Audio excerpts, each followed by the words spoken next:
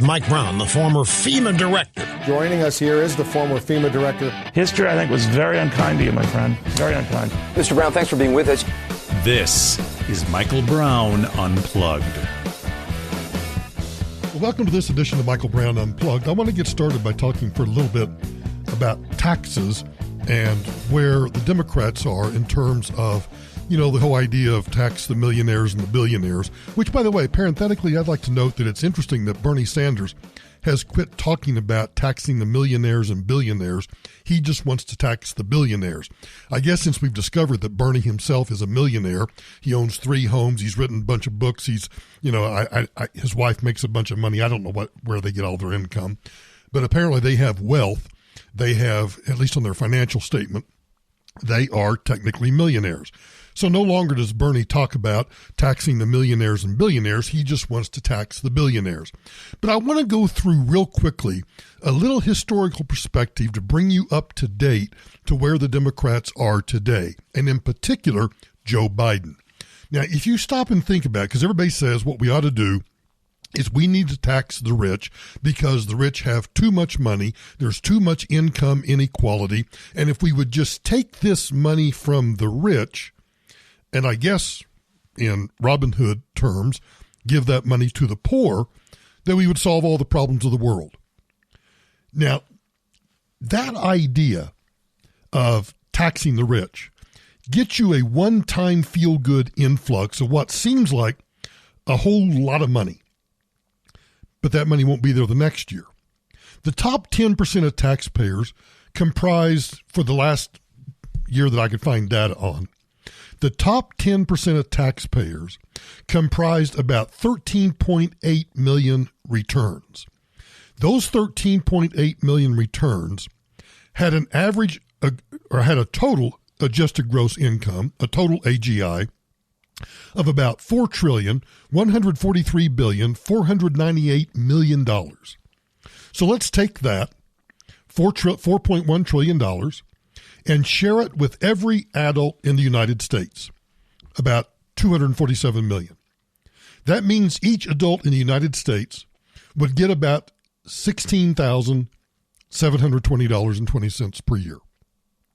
It's not going to last. Now, you talk about if you want to confiscate all of the wealth of the top 10%, that might get you, multiples of tens of trillions of dollars, but that's going to run out faster. You might say, well, that might last over, if we have a $4 trillion budget every year, that might last us 10 years. The problem is, if you take the wealth of all of those people, they're no longer producing any income. So they won't be paying any income taxes or capital gains taxes. In other words, the revenue will just drop precipitously because if you're getting taxed at more than 100% of what you make, or your capital gains results in the confiscation of your wealth, of your property, you're going to go elsewhere. So this whole idea of raising taxes really goes back to Walter Mondale in 1984 when he pledged at the Democrat National Convention that he was going to raise taxes because, of course, Ronald Reagan had been talking about cutting taxes. If this administration has a plan for a better future, they're keeping a secret. Here's the truth about the future. We are living on borrowed money and borrowed time. Now, let's just pause for a moment because when he says that, back in 1984, gosh, let me do the math, 36 years ago, he's actually telling the truth.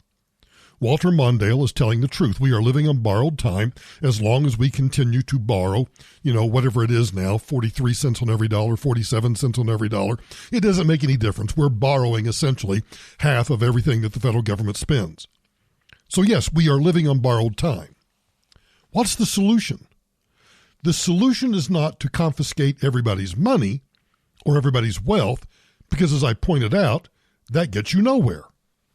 These deficits hike interest rates, clobber exports, stunt investment, kill jobs, undermine growth, cheat our kids, and shrink our future.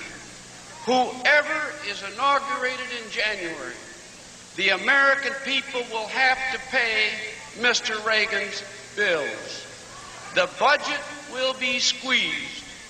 Taxes will go up. And anyone who says they won't is not telling the truth to the American people. And, of course, the Democrats cheer like crazy, and Walter Mondale went on to lose in a landslide to Ronald Reagan in 1984. What Mondale said, though, about we're living on borrowed time is true. But what he says that is incorrect is this idea that cutting taxes somehow impedes growth, that somehow giving people more of their money. Because here's what I think drives me battiest about progressives, liberals, and the Marxists. They start from the premise that the money doesn't belong to you, that the money belongs to the government. They're going to choose how much to keep, and they're going to choose how much to let you keep. This is why I'm so adamantly opposed to income taxes. I don't, for a minute, argue that we don't need taxes. We have to have taxes. We need to pay for national defense. We need to pay for we need to pay for border security. We need to pay for immigration reform. There are a lot of things that we actually need to pay money for. So we do need taxes. But I don't like the idea of the income tax because you are taxing my labor. You are taxing what I go out to do to create an income so that I can pay my utilities, pay my car payment, pay my insurance, pay my health care, pay whatever I choose to pay. So don't tax my income. And if you don't tax income, that encourages all of us to make even more income. Because at some point, you start realizing that if I make that next marginal dollar, that's going to get taxed at that next marginal rate, you're disincentivized from making that next dollar. So Walter Mondale is absolutely correct in that the budget deficits are putting us on borrowed time. But he's absolutely wrong when he says that cutting taxes is going to stagnate growth. And in fact, for those of us who lived through the 1980s, we recognize two things. One, that the Reagan tax cuts actually sped up economic growth. But the second thing that we know is that even with the tax cuts, Congress did not reduce government spending. So while tax revenues increased, even with tax cuts, government spending increased beyond that increased government revenue that came in from the tax cuts. It really is true. You cut taxes, you get more government revenues. All you have to do is look at the amount of revenues that the government has been bringing in ever since the tax cuts took place. But as I've said 1,000 times, the progressives want to slowly but surely change the nature of the conversation. They want to normalize the conversation, normalize the language, which is why I'm such a big bugaboo about language. So you heard from Walter Mondale in 1984. Now let's fast forward to January of this year. And you may or may not recall, but Mayor Bill de Blasio, the self-avowed communist mayor of New York City, made the comment in a press conference how there's plenty of money in New York City. The problem is it's just in the wrong hands. Now, if you need more proof that progressives think that the money that you earn, the money that you get through investments, that you get through the stock market, the money that you or the capital gains that you get through your 401k or anywhere else, if you don't believe that they think that that money first belongs to them and then they get to decide how much you keep, listen to de Blasio. There's plenty of money, it's just in the wrong hands. He was confronted about that statement by Jake Tapper. You said something pretty radical this week that I want to ask you about. You said, quote, there's plenty of money in the world. There's plenty of money in the city. It's just in the wrong hands. Yep. That's a quote. That is a quote. Who decides whose hands are the right hands and whose hands are the wrong hands? Look at what's happening in... Hang on. Let's pause a moment. Tapper actually asked the right question. Okay, you actually said this. Yes. So who makes the decision that some money is in the right hands and some money is in the wrong hands? Because remember, that money is yours. It's not like there's a bucket of money out here that we just found somewhere and we're trying to decide who it belongs to. No, the money belongs to you. You earned it, either through income, through capital gains and investments, but somehow that money belongs to you. And Tapper's question is spot on. So who decides that the money is in the wrong hands or the right hands? Listen to how de Blasio, now remember this is back in January of this year, listen to how de Blasio doesn't answer the question. City, look what's happening all over the country. Millions upon millions of people who literally can barely make ends meet. Working people who are working one job, working harder than ever, longer hours than ever. The pace of our lives gets tougher and tougher, and people get less and less back. Why? Because the 1% really has rigged the system, including the recent tax law that gave a huge windfall to the corporations and the wealthy. This is systematic. I said in the speech, this has been an agenda from Reagan's administration right on through to Trump's to take money from working people and give it to the 1%. So when I say... Stop. It's been the agenda since Ronald Reagan to take money from working people and give it to the rich. Now, I want you to stop, and that's such a trite phrase, but I want you to think about the mechanics of that. How does somebody take money from me and give it to the rich? Now, I give money to Jeff Bezos, the richest, I don't know if he's still the richest man in the world or not, but let's just pretend that right now Jeff Bezos, even after his divorce, that he's still the richest man in the world. Do you know that Tamara and I probably almost on a weekly basis actually give some of our money to Jeff Bezos? How do we do that? Well, I can tell you, as a matter of fact, that yesterday there was a box on our porch that said Amazon on it. Yeah, we buy things from Amazon. That puts money in the hands of rich people. Nobody forces me to do that. And in fact, if I didn't want to give my money to Jeff Bezos, I could go give it to the guy that owns the little local hardware store. I'm not talking about Home Depot. I'm talking about a small hardware store. Or rather than ordering wine from the Jordan Vineyards, I could actually just go buy some local wine. Or I could go to Walmart. But, if I went to Walmart, then I'm putting hands in the money of the Walmart heirs. So I guess I'm choosing where to spend my money. So I'm putting money in the wrong hands? Plenty of money in this country is just in the wrong hands. Yeah. It means to say we need policies that give back to working people, like guaranteeing health care for all. Wait, hang on. So we need policies that give money back to the working people. Wait a minute. The working people, you and me, we already have money, whether that's through wages or capital gains or wealth or whatever. We already have our money. The way you so-called give us back our money is you quit taxing it. You let us keep it. But that's not what Bill de Blasio thinks. Back it up a little bit. We need policies that give back to working people, like guaranteeing health care for all. But what's interesting about the argument, which I think struck a lot of people, is you're not talking about fairness. You're saying these people have money and it's wrong that they have money. Not they have money, they live exorbitant or wealthy, comfortable lifestyles, and therefore they could give a little bit more to help these people. You're saying it's wrong that they have money. And who decides whether it's wrong? That's my question. Who decides whether it's wrong?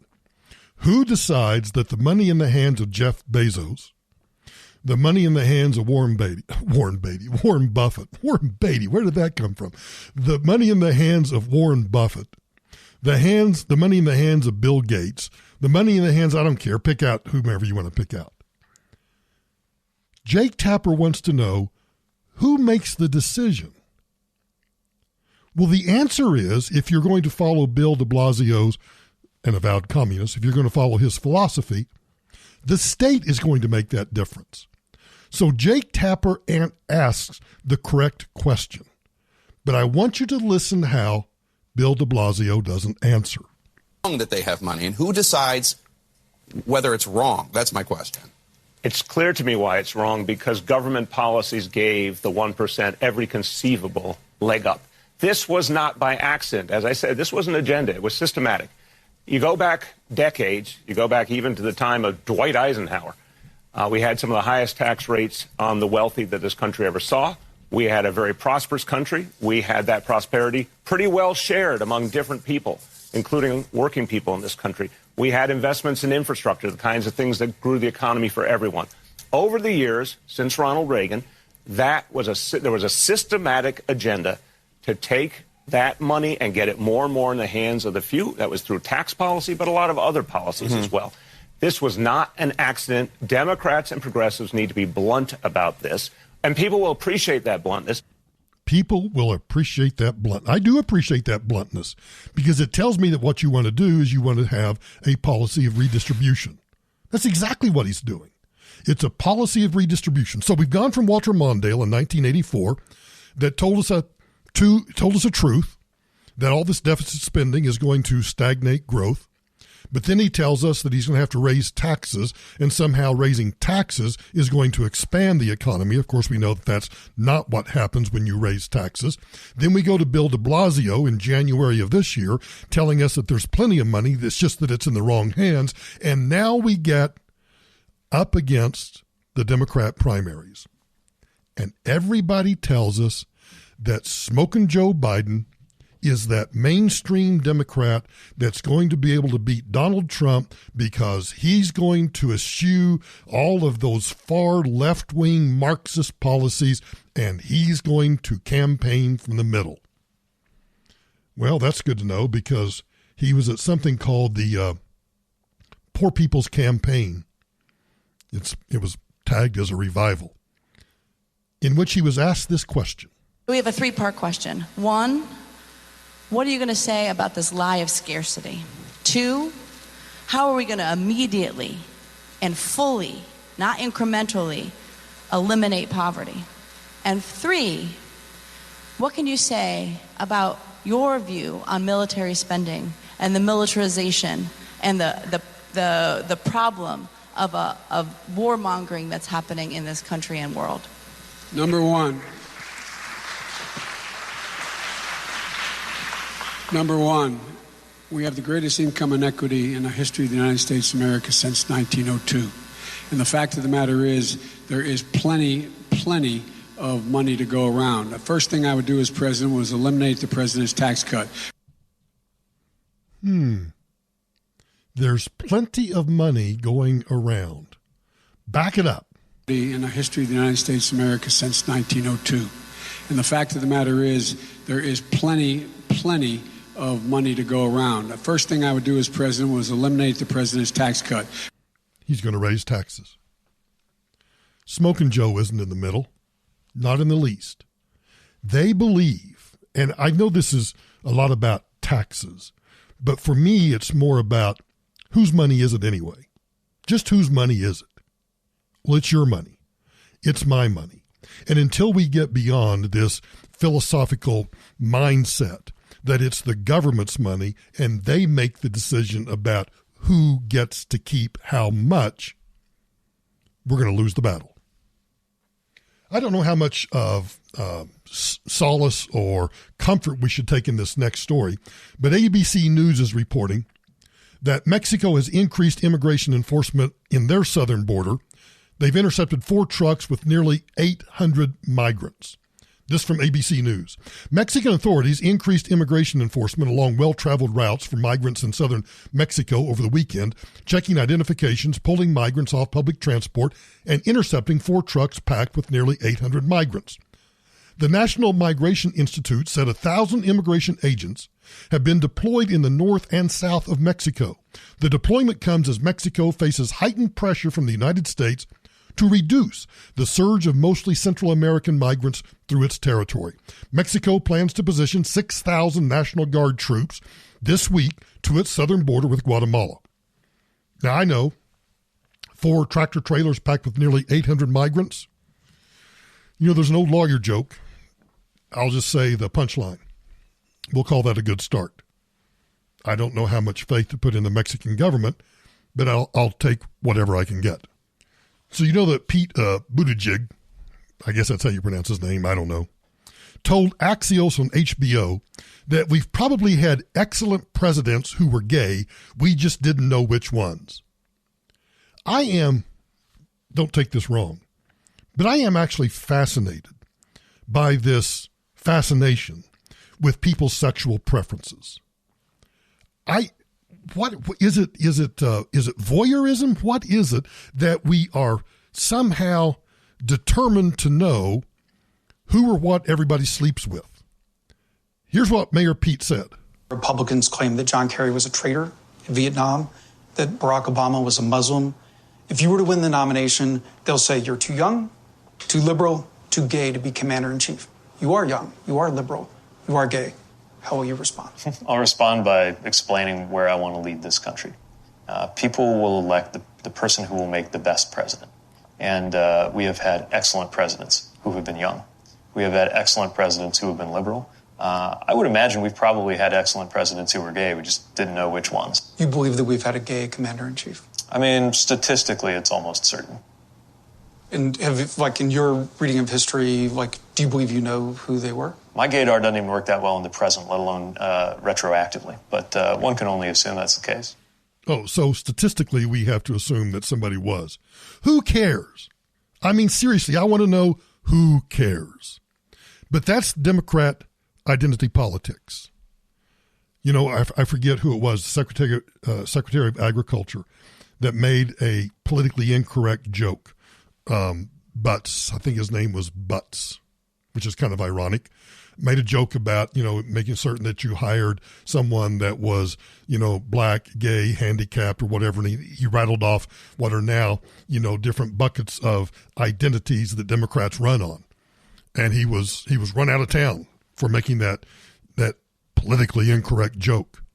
But then here are Democrats all focused on exactly that.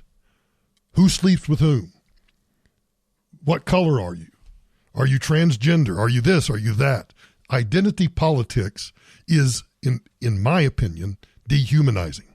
But then I think Democrats are dehumanizing too. So speaking of identity politics, here's the question of the day. What do liberal authorities call it when a white couple is attacked by a large gang of feral persons of politically preferred pigmentation? A fight. What do they call it when the white guy fights back? A hate crime. This from DeKalb, Illinois. A video of an alleged hate crime incident outside the Hopkins Pool on June 5 shows Jeremy Lloyd and a girl walking away from a group of boys just before they catch up and a fight breaks out. Or rather, just before they catch up and are attacked from behind. Now there's a video online. It's pretty, I was going to say it's gruesome. It's not gruesome, but it's disturbing in this sense. When I talk about a gang of feral persons of politically preferred pigmentation, a group of feral thugs of even not politically preferred pigmentation, I'm talking about a group of thugs that just are randomly attacking people. The incident didn't go according to the script, which is what makes the story interesting to me. You see, the couple was armed with a knife. 3 teenage boys were wounded in the incident. Prosecutors say they suffered slash wounds at the hands of Lloyd, age 18, of the 800 block of West Hillcrest Drive in DeKalb, who initially faced several assault charges. Those charges were dropped, with DeKalb County prosecutors instead asked he be charged with a hate crime. Authorities say Lloyd, who is white, repeatedly referred to black boys in the fight using a racial slur. Now, a claim of having heard the blasphemous N-word easily transforms any victim into the villain. If convicted, he could face 2 to 5 years in prison. Now, even that beats succumbing to a mob of savages. Who knows what they might have done to him and his girlfriend had he not put up a defense?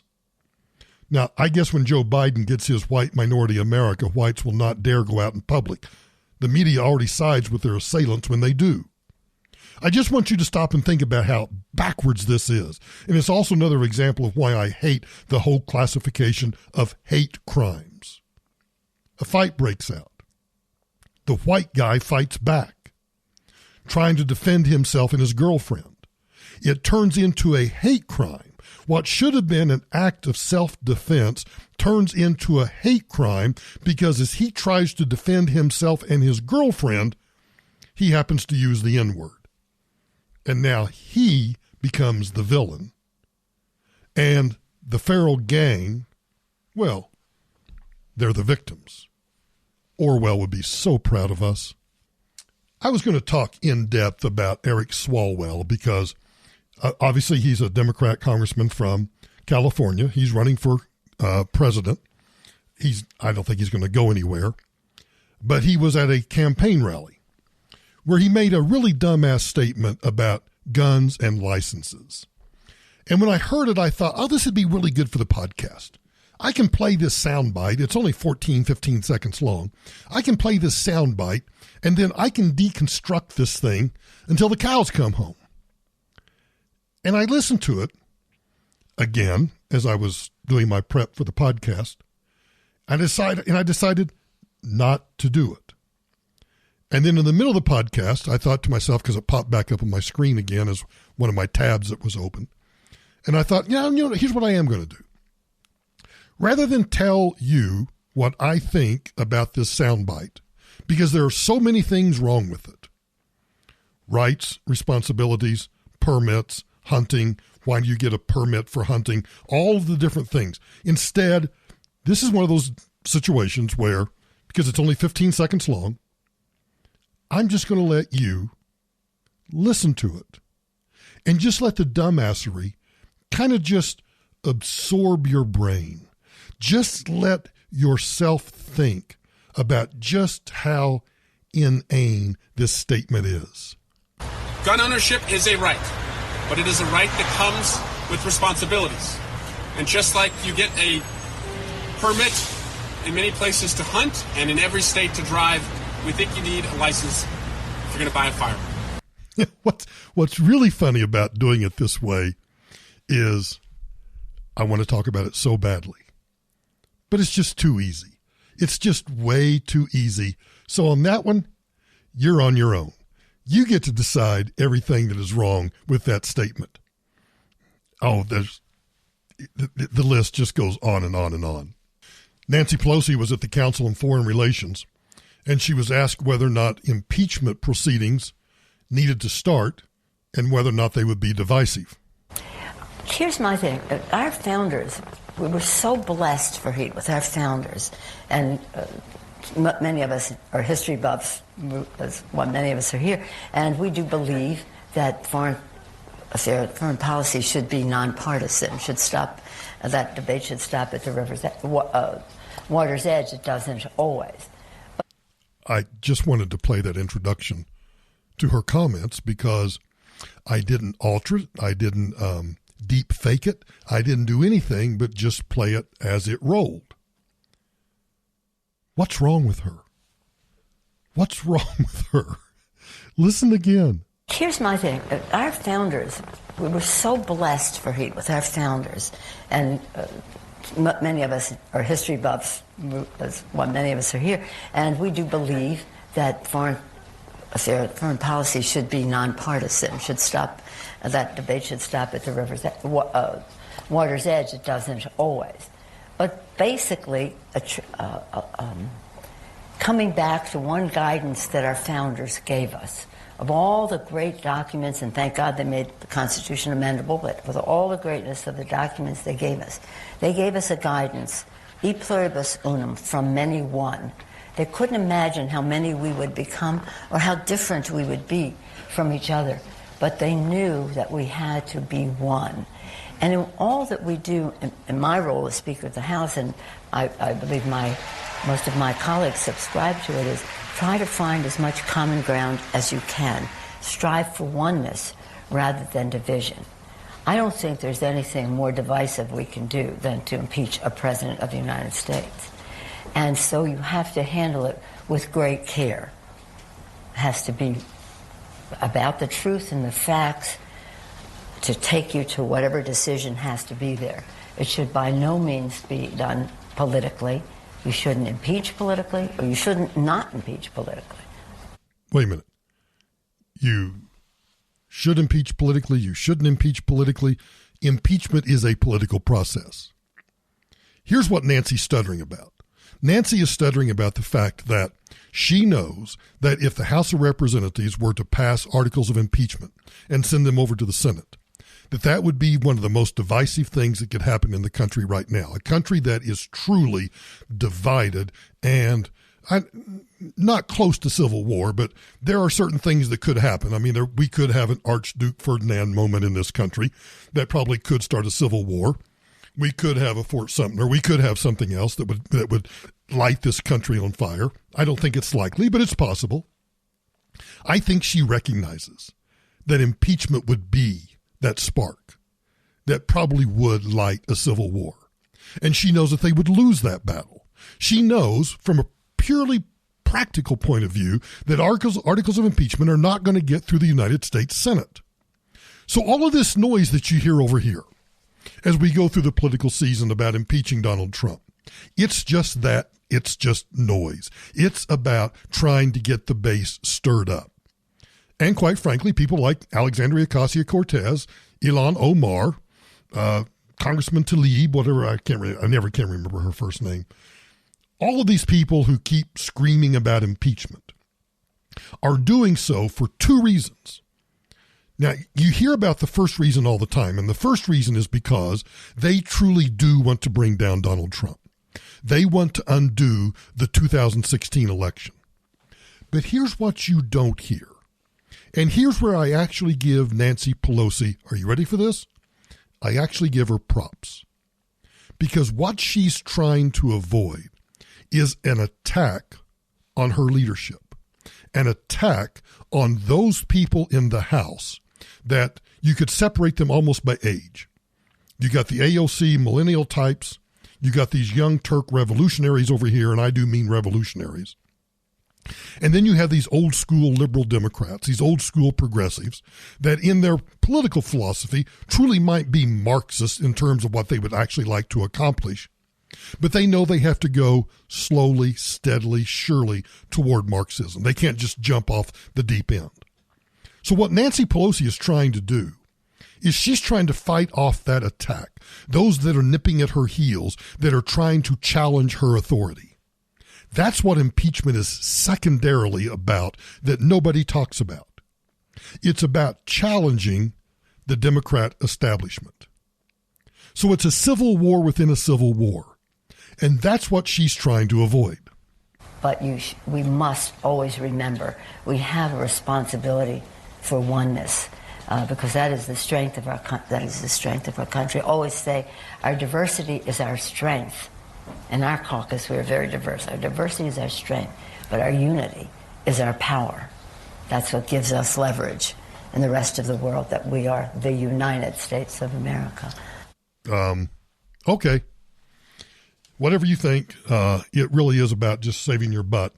It really is about, in my opinion, winning the 2020 election. And you know that if you went down the impeachment route, that you wouldn't do it. But never forget, as you hear all of that noise in the background about impeachment, yes, it's about bringing down Donald Trump. It's about undoing the 2016 election. But never forget, it's also about Nancy Pelosi and Steny Hoyer and the Democrat leadership preserving their power. Preserving their power. Don't forget that.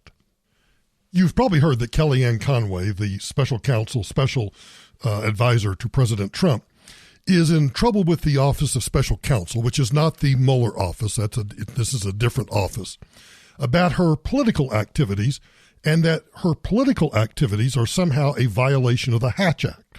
The Hatch Act generally prohibits federal employees and certain political employees, from political appointees, from engaging in political activities. The Democracy Now! Website and show presented it this way. A federal watchdog recommended Thursday Kellyanne Conway be removed from her post as White House counselor for violating the Hatch Act, a law barring federal employees from engaging in political activity as part of their official duties. In a report submitted to President Trump, the Office of Special Counsel called Conway a repeat offender, saying she's repeatedly used TV appearances and social media to disparage Democratic presidential candidates. Among Conway's ethics violations, she twice violated the Hatch Act by endorsing Alabama Republican Senate candidate Roy Moore while speaking in her official capacity for the White House. In early 2017, Conway used an appearance on Fox and Friends to promote the Ivanka Trump clothing line sold by the president's daughter. 30 Go seconds. buy Ivanka's stuff is what I would tell you. I hate shopping. I'm going to go get some on myself today. It's a wonderful line. I own some of it. I'm going to give a free commercial here. Go buy it today, everybody. You can find it online. Legal experts say the Office of Special Counsel does not have the authority to discipline Conway, and President Trump can simply ignore the agency's recommendation. So why would you make the recommendation in the first place? And PBS reported on it this way. The White House today dismissed a call to fire presidential aide Kellyanne Conway. The U.S. Office of Special Counsel, unrelated to Special Counsel Robert Mueller's office, said that Conway repeatedly violated the Hatch Act, a law that limits political activity by government employees. The independent agency cited Conway's criticism of Democratic presidential candidates. It also quoted her as saying, "If you're trying to silence me through the Hatch Act, it's not going to work." The White House condemned the finding as deeply flawed. And I do believe it is deeply flawed.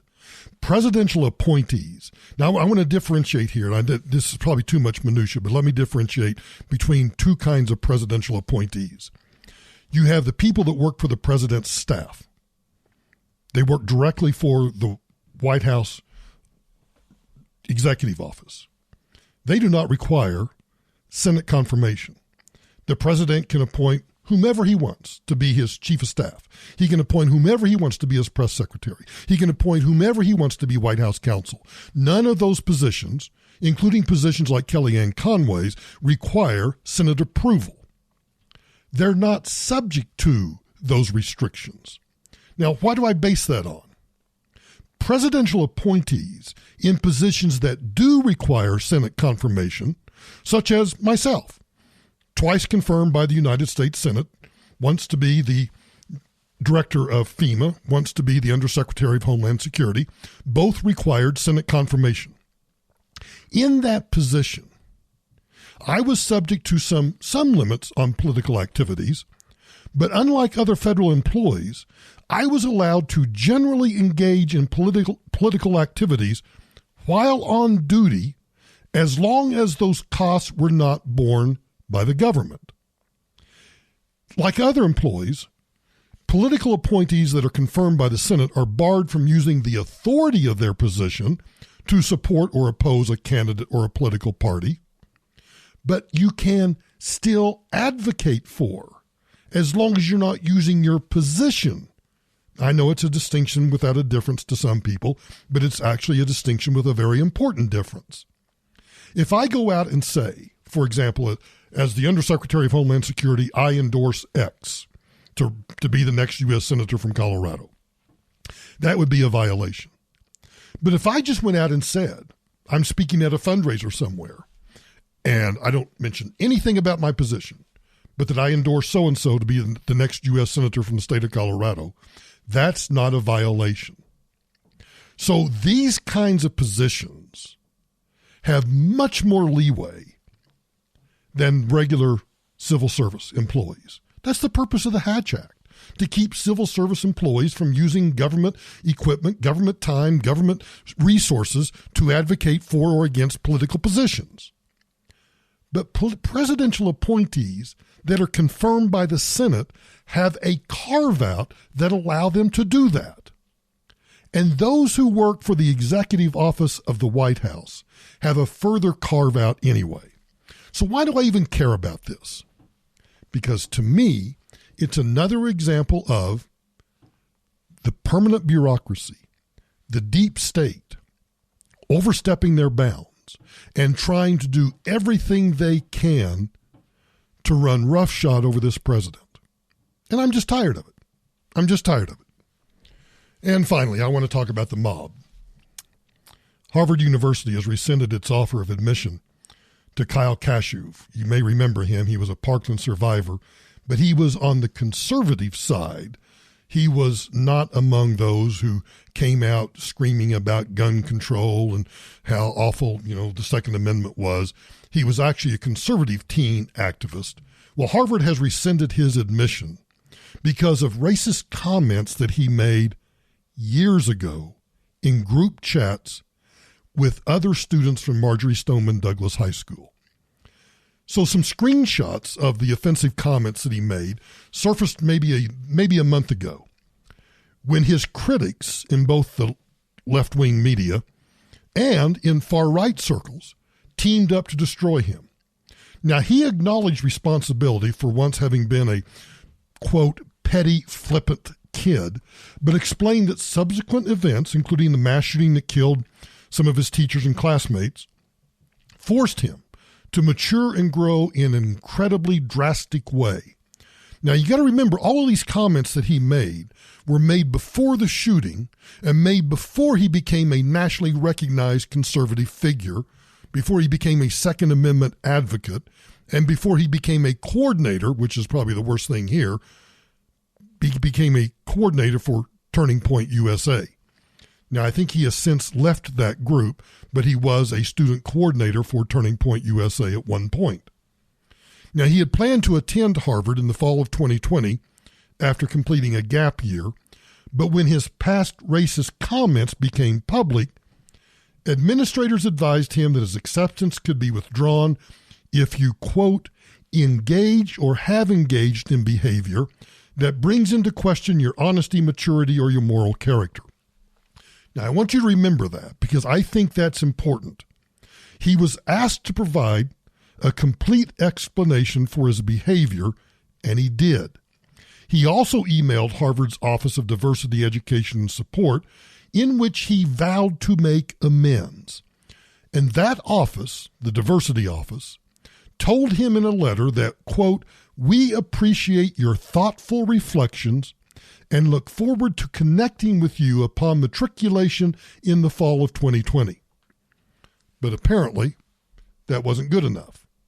It's not good enough that you, as a 16-year-old, now almost 20 years old, that you look back and you say, yes, what I did when I was 16, I was wrong, it was immature. I went through some big life changes, like I survived, a mass shooting. I survived a school shooting. I matured. I recognized that what I did was wrong. I apologize. I've done written apologies for my apologies, but that's not good enough. Because once the mob, whether it's on Twitter, whether it's on Facebook, whether it's in the media, wherever it is, once they start dredging up old dirt, you can't ignore them. By giving the bullies exactly what they wanted, Harvard has actually given the bullies strength. Indeed, gun control activist David Hogg, his fellow Parkland survivor, is, or was, by the time you listen to this, it will be was, he was a trending topic on Twitter, in part because some on the right would like to find a basis in which to argue that Harvard should de-admit him as well. They're trying to go after everybody. This is the stupidity of the right sometimes. Harvard's decision is really an endorsement of the position that people should be shamed and punished for their worst mistakes before they even reach the legal age of maturity, before they reach the age of 18. But moving forward, this technology gives everybody the ability to record every single moment of our lives. At some point, we're going to recognize that is an untenable position because everybody has embarrassing moments that are going to end up being preserved forever, available for relitigation at any time, and always relitigated, and this is what drives me battiest, will be relitigated through the lens of the current mores, the current morals, the current standards, and not based upon, well, the kid was 16 years old. Even though what he said when he was 16 may still be morally repugnant, He was 16 years old. I'm not sure that's the world we want to live in. Kids aren't perfect. Kids ought to be given the opportunity to fail. In fact, I think that failure sometimes is one of the best measures of how you can succeed. They ought to be able to learn and grow from their errors, but we're not going to give people that opportunity. Kashev said this, "As personally painful as this is right now, I'm concerned about the impacts this has on the broader conversation. It makes it a lot less probable that people will apologize for past wrongdoings. Even more so, it's about whether the core educational principles that one can grow, can change, can mature are still intact, or if past mistakes brand you as irredeemable." Now, I recognize that nobody's entitled to placement at Harvard. And I recognize that if you say racist things to people, you shouldn't be surprised if somebody calls you out. But here's what does surprise me. He's 16 years old. I want to know, what did you do at 16 that if that were to become public knowledge today, even if you apologized for it back when you were 16, 17, or 18, could you survive? Would you survive? Do you think it's even fair that we start judging people on what they did when they were 16 years old? And the thing that bugs me about this deal with Kyle is that Kyle has actually apologized. He apologized before he was even admitted to Harvard. Harvard knew about this, but it doesn't make any difference. You know, just over the I told you we went to lunch for Father's Day. And I happened to notice, and I know this is just my paranoia, but I happened to notice as we were sitting having lunch with the family that there were these two women sitting at a table kind of catty-cornered from where we were sitting because we were at a long table at the back of the room. And I know it wasn't true, but it crossed my mind. The woman had her phone up, and I think what she was doing, she was recording something that her friend was saying. But the phone's angle was such that it appeared from my vantage point that the phone was directed straight at our table. And it crossed my mind. This woman probably doesn't have a clue who I am. Not that I'm famous or anything else. But what if she does know who I am? And what if she is sitting there trying to catch me in a moment? I don't know, picking my nose, scratching my butt, who knows? Saying something smart aleck to my grandson who was sitting across from me. We live now where Big Brother is not necessarily the government. Big Brother's you. Big Brother is you. And Big Brother is you. I'm not sure that's the kind of world that I want to live in. But it is the real world that we do live in now. Everybody has a phone. Everybody can make a video. Everybody can make a recording. There are no more secrets. As Huey Long famously said, there is always something. And the fact that there is always something now is being recorded, is being preserved. And when the mob decides that you're going to become the target, do you think that Kyle Kushoff really ever wanted to be in the limelight? He was thrust in the limelight because he happened to be a survivor of a school shooting. Yes, he could have just gone away. He could have just disappeared. But he decided instead to stand up for principles that he believed in. And now we are, as a society, not you and me, but as a society, we are now digging with a fine-tooth comb through everything this kid has ever said. And even though he apologized for it even before it became public, the mob still got their victim. The mob still got their head on the spear. And I think that shows just how sick we are as a society. I got to cut this episode of the podcast short because I got something I got to run and do. Thanks for listening. Be sure and subscribe to us on iTunes. If you're on iTunes and you have a chance, leave a 5-star rating, leave a review if you have time. And as always, go to michaelbrowntoday.com, michaelbrowntoday.com, because on that website, you can follow us on YouTube, Instagram, Twitter, and Facebook. Everywhere you need to find us on social media, you'll find us there. And if you don't want to subscribe on iTunes, if you go to michaelbrowntoday.com, you can listen to us on Spreaker. You can download or listen to it and stream it live from the website. Thanks for listening to this episode of Michael Brown Unplugged. I really do appreciate all of you doing it. And stay tuned because we'll have a full episode tomorrow. Talk to you then.